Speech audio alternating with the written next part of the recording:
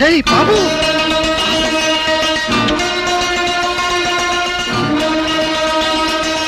బాబాయ్ గారు తన సీరు కాలు వచ్చేసింది.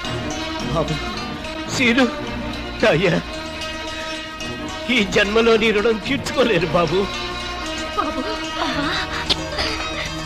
రండి రండి బాబు, రండి రండి.